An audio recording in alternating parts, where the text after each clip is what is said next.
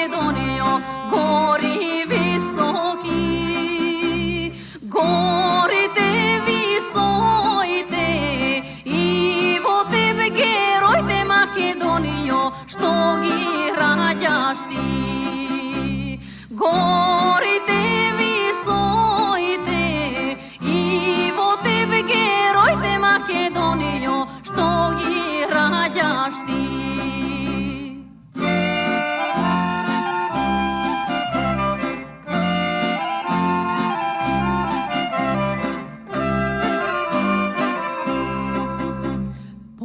Те в себе лејат, Македонијо, безбројни стада. По те в себе лејат, Македонијо, безбројни стада. Стадата белејат, а грозно изрејат, Македонијо, под твои ридови. Стадата а грозно изрејат, Македонијо, по твои ридови.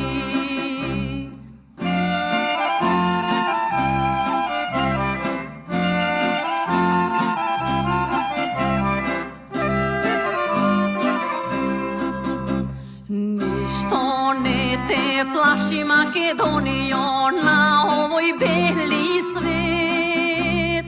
Ништо не те плаши, Македонијо, на овој бели свет. Кој душман ке влезе, жив нема да излезе, Македонијо, ти го оставаш гроб. Кој душман ке влезе, жив нема да излезе, Македонијо, ти го оставаш гроб.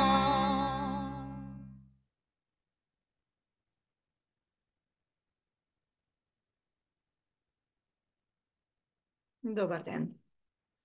Од мене Силвана Павловска и програмата Во фокус со Силвана Павловска. Продолжуваме со програмата посветена на македонската книжевност и историја и делото на Димитар Митрев, насловено Пиринска Македонија. Првиот дел од четивото со наслов Јане Сандански, доследен стратег на македонската самостојност, веќе го издадовме во етерот, така да можете да го следите тој дел пред да го следите овој втор дел од истото четиво.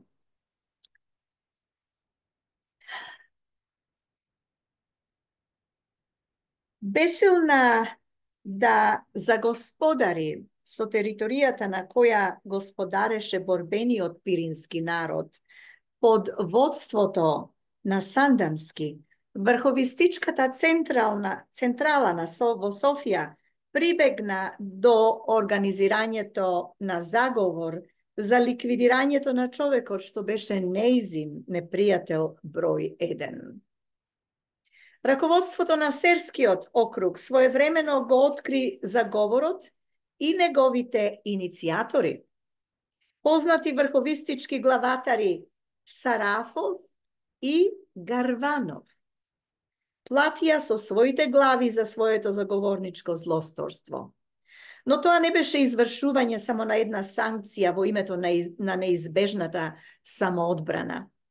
Тоа беше еден повод за пресметка со самиот центар на врховистичкото наредбодавство. Не е достатно врховизмот да се бие и разобличува само на теренот на Македонија, но и таму од каде што се инспирира и од каде што тргнува во својот дефетистички поход.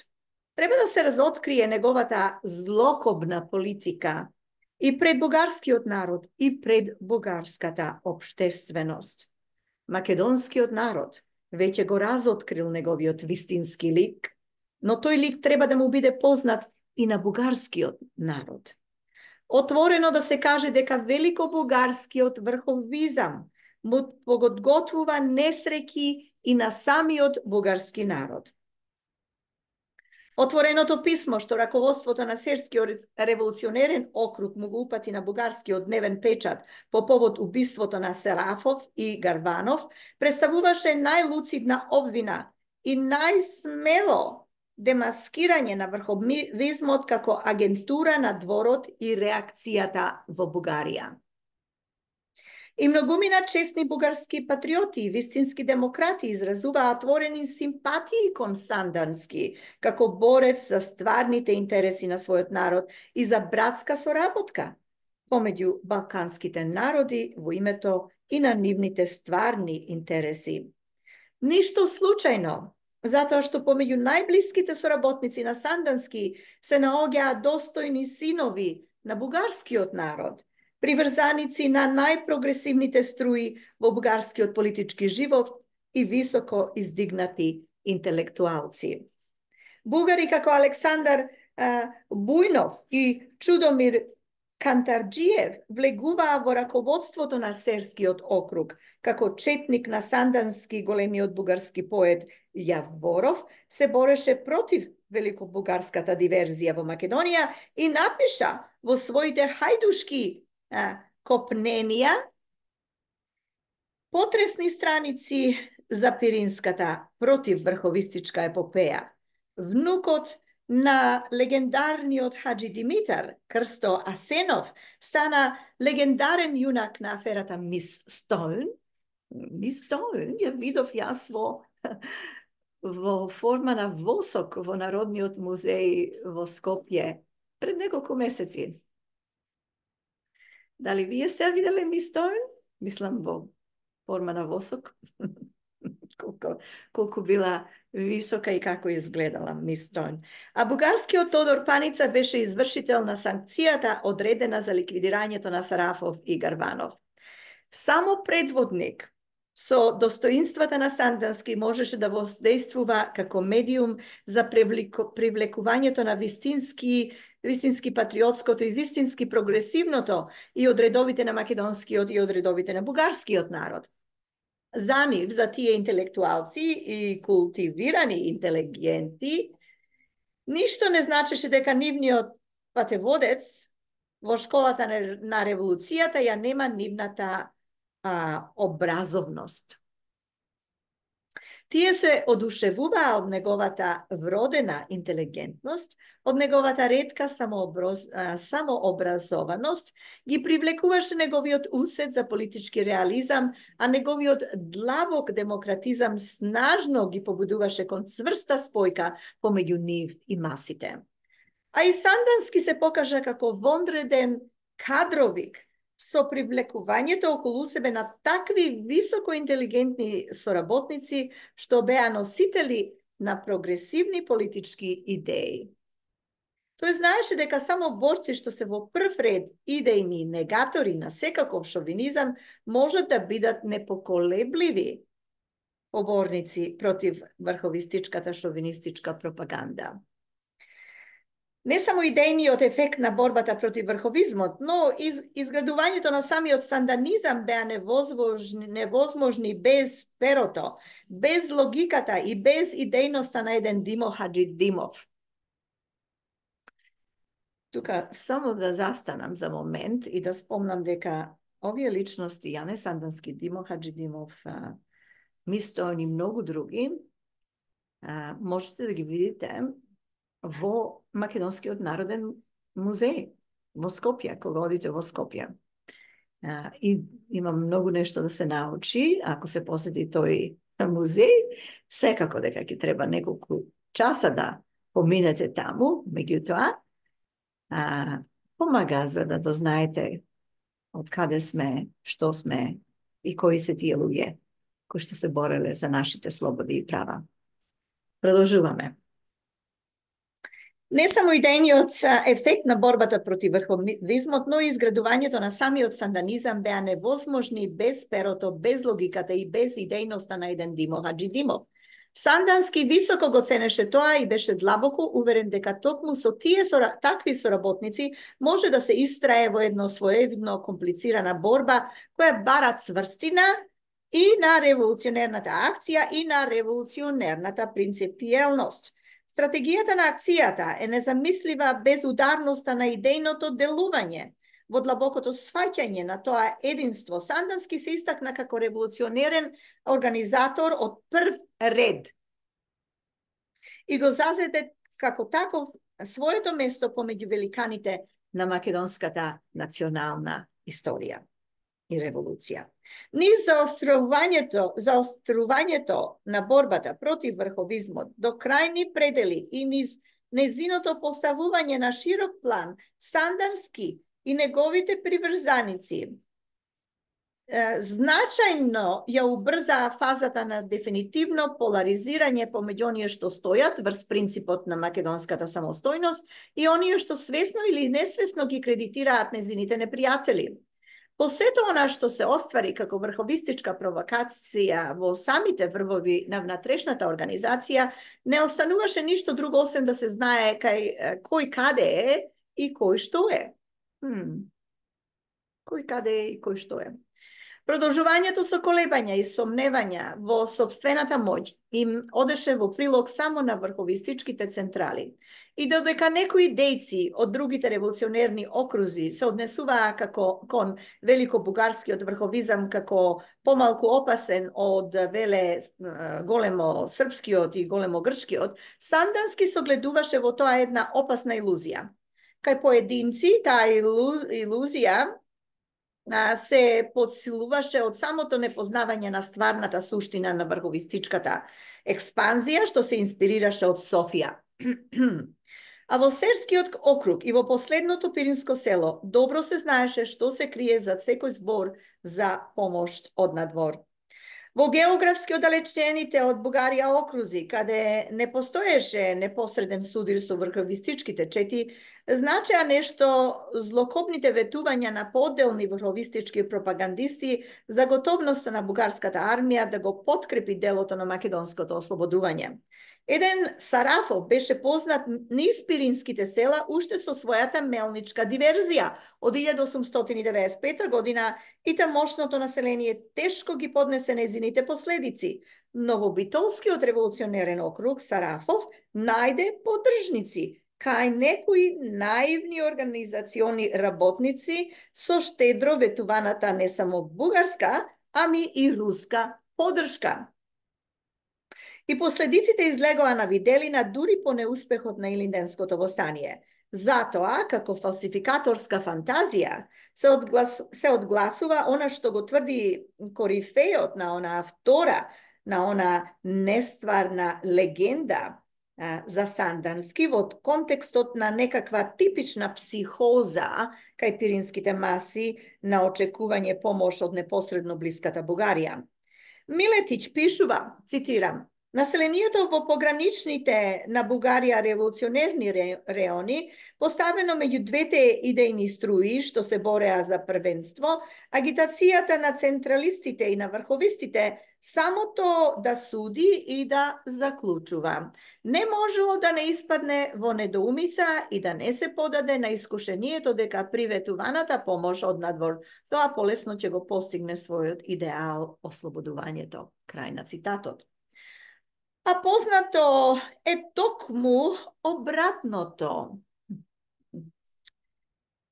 Пред илинденските врховистички ветувања за спасоносната интервенција на бугарската армија не им значеа ништо ни на пиринските раководители, ни на пиринските маси, бидејќи знаеа дека е збор за реприза од 1895 и на 1902 година. За нив, великобугарските врховисти не беа никаква идејна струја што се бори за првенство во борбата за ослободување на Македонија, а една директна агентура на политиката, тоест за присвојување на Македонија.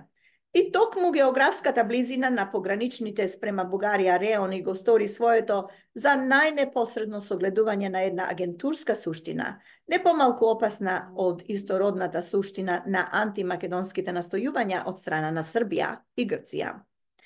Затоа човек кој му ја симна маската на врховизмот, што доаѓаше од соседна Бугарија, уште со своите први револуционерни чекори, не правише никаква разлика помеѓу едната, втората и третата врховистичка пропаганда. За него тоа беа само разнобојни верзии на една иста денационализаторска и завојувачка политика, на една нелегална конференција на револуционерни дејци од сите краишта на Македонија, одржана во ноември 1907 година во Софија, Сандански е сосема категоричен во единствениот третман на трите врховистички пропаганди. Цитирам, ова е од Сандански. Сите што агитираат, било во Македонија, било надвор од неа, врз базата ослободување и обединување на бугарите, треба да бидат непријателски пречекувани од внатрешната македонска револуционерна организација и исто така како што се причекуваат од организацијата српските и грчките агитации и чети, бидејќи македонското прашање е неразрешиво ако се постави како бугарско прашање, рекол Сандански. И пак, за разлика од некои други револуционерни дејци, Сандански ја поставува на истата конференција потребата од најрешителна противврховистичка акционост како директна функција во процесот на македонското национално еманципирање. За него, противврховизмот е еден најопиплив израз на сремежот и кон политиката и кон национална самостојност на македонскиот народ. Од тоа и самиот врховизам најмногу се плаши и не е случајно што најмногу пропагира за единствена способност на помошта од надвор. Негова главна цел е да создаде кај масите во Македонија психоза на обезверување во собствените сили. Затоа, главната цел на македонските револуционери треба да биде управена кон подигање националната самосвест на народот. Цитирам, треба да се работи, истакнува Сандански, за пробудување свеста на масите дека се тие самостоен народ, дека имаат право на слободен живот и дека треба да се борат за извојувањето на својата слобода, без да се надеваат на туѓа помош, зашто тие што би дошле да ги ослободат, всушност ќе дојдат да ги заробат, рекол Сандански. Во таква светлина се поставуваат и усилбите на Сандански за осигурување на собствени средства во вооружената борба на македонскиот народ. Вооружувањето на кадрите на организацијата треба да станува преку низа акции во процесот на самата таа борба. Ако се бараат материјални средства од бугарската или која и да е друга влада, тоа ќе значи нарушување на самостојниот и независен карактер на борбата. Тоа е земање на ангажименти за сметка на собствените принципи и цели.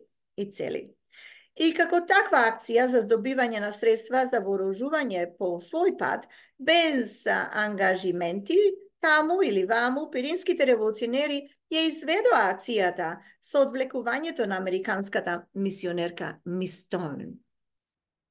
Мистон. Со средствата од добиениот откуп, ја спасиле, значи. Со средствата од добиениот откуп, организацијата успеа значајно да го подобри вооружувањето на низа револуционерни окрузи. Но и околу тоа, создателот на антилегендата исплете една фалсификаторска измислица. Сандански изнесува во споменатите издиктирани на Милетич во 1904 година, дека парите од откупот на Мистојн биле предадени на Делчев да ги употреби во интерес на сета организација. Милетич пак со безогледноста и безкруполозноста, што му ја препишува на Сандански, тврди во предговорот кон спомените, цитирам, за големо жалење Сандански ги употреби парите во нивниот најголем дел не за директните цели на организацијата, ами за изведувањето до крај на борбата против врховистите. Крај на цитатот, Милетич. И не за жалење, туку за одврата, фалсификаторот, академик, придодаде уште една мистификација во легендата, што беше не само нестварна, но и 100% лажна. Но согледана во контекстот на безпределната врховистичка омраза против Сандански, таа легендарна лага и пак своевидно ја зголемува вистинитоста на стварната легенда. Подготовката на масите за нивното идно господарење со сопствената судбина е најтрајната преокупација во организаторската дејност на Сандански. Внатрешната организација не треба да биде само институција на вооружена четничка активност, но и да преземе на себе функции на сопствена власт. Наспроти институциите на корумпираната султанска власт да се изградуваат органи на една своја, на една народна власт. И Сандански стори многу за проширување функциите на организацијата во Серскиот округ во правец на создавање на свое правосудство, на грижи за просветно издигање на народот и за подобрување на неговата економска состојба. Преку вооружени действија и разновидни казнувачки санкции врстирани и експлоататори, организацијата успеа да создаде во Серскиот округ една несносна состојба во која се посилно се подкопуваа основите на беговскиот феудален грабеж. Немалку бегови беа присилени да ги напуштат и на безценица да ги продаваат своите чифлици. Поради акциите на организацијата стануваше неможно и собирањето на десетокот и на други даноци. Од не помалку значење како симптом на економски промени во полза на народот беше и организираниот притисок врз самите домашни лихварски грабачи. Со такви успеси од социјално-економски карактер значајно се подигаше престижот на организацијата како ефикасна внатрешна сила. Потиснатите маси гледаа во неа свој единствен заштитник и поборник за нивните основни права.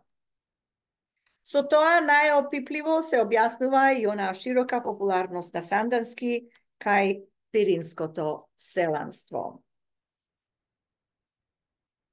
Широкиот демократски карактер на национално-ослободителното движење во Серскиот округ во многу се должи на фактот што неговите раководители не се задоволуваа само со постоењето на четничкиот институт.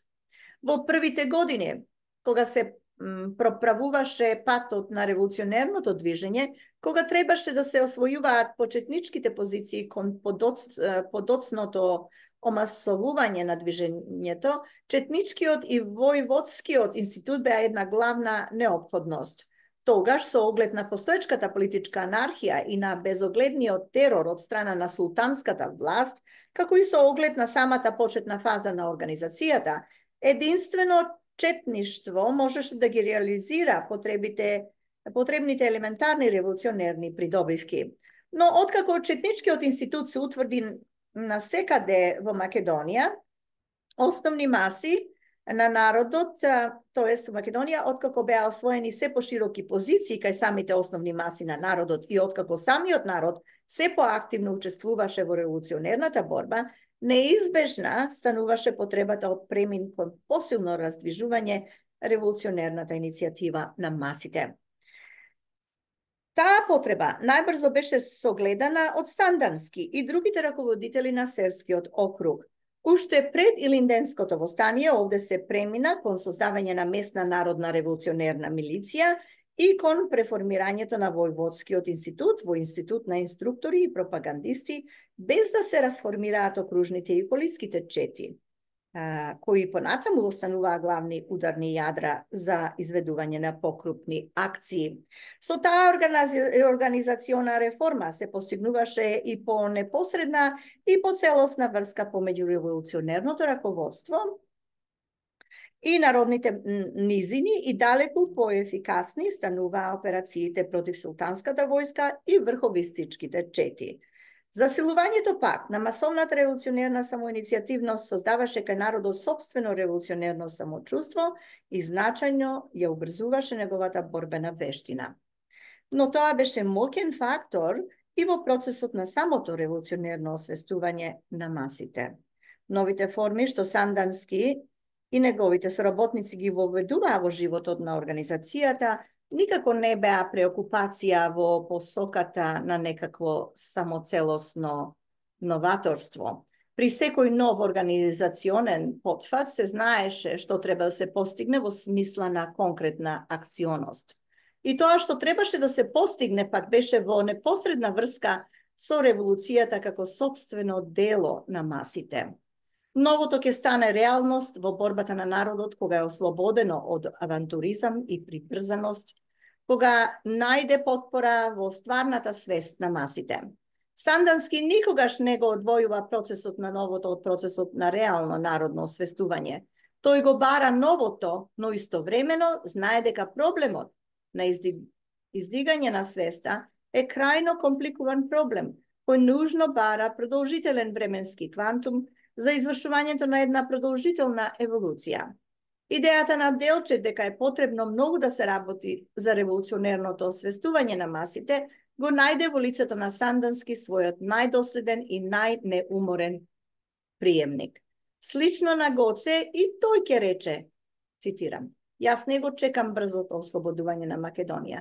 Тоа може и да не дојде во моите денови, но јас сакам да го запазам народот, да го подготвам и организирам, и ако тоа стане, тој ќе добие својата слобода. Крај на цитатот. Најмалку во случајот на Сандански, искажувања од таков вид даваат повод да се третираат како самоцелен еволуционизам или капиталунство во однос на смели и решителни акции. Тие беа израз на едно длабоко реалистичко сваќање за потребата од огромна организаторска и воспитна револуционерна подготовка на масите, кои беа присилни да војуваат на неколку фронта. И преку такви резонирања, револуционерот со прогресивни гледишта е неодвоив од луцидниот политички реалист. Стратегот на новите акции го бара нивното остварување без да си ги затвора очите за вистинската состојба на масовниот феномен, кој едноставно или единствено може да ги оживотвори во ефикасно дело и кој феномен представува најсигурното мерило за стварниот премин од светот на идеите во светот на живата практика. И сето она ново што Сандански го внесе во општиот фонд на нашето национално ослободително движење, го има своето првенствено значење како реален израз на конкретната расположба на македонскиот масовен феномен. Со крупен и посебно изразит актив во одбраната на македонската револуционерна самостојност, Сандански и неговите најблиски приврзаници израснаа како решавачки фактор и во општата идејна насоченост и во водечката политичка стратегија на внатрешната организација. По смртта на Делчев и по трагичниот завршеток на Илинденското восстание, Сандански и санданистите многу придонесоа за брзото консолидирање на организацијата и за нејзиното решително збогатување со оние илузии и заблуди што така тешко го погодува токму нејзиниот независен и самостоен карактер. Во дискусиите и решенијата на Општиот конгрес на организацијата, одржан во 1905 година, гледиштето на Сандански за проценка на изминатиот пат и за смела преориентација кон целосна самостојност и независност на македонското национално револуционерно движење се наложи како едно доминантно гледиште.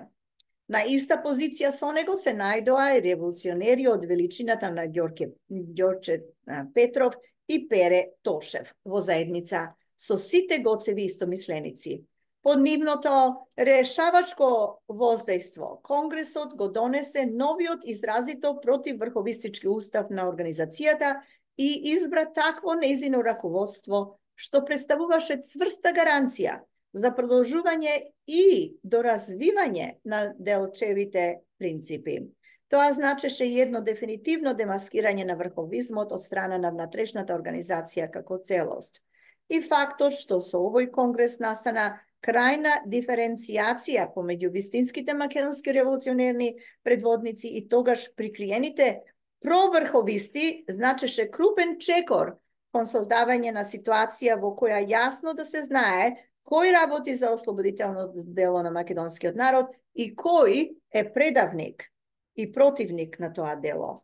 Но тоа значеше и една длабока идејна победа на оние акции и принципи што го обележија Сандански како доследен стратег на македонската револуционерна самостојност.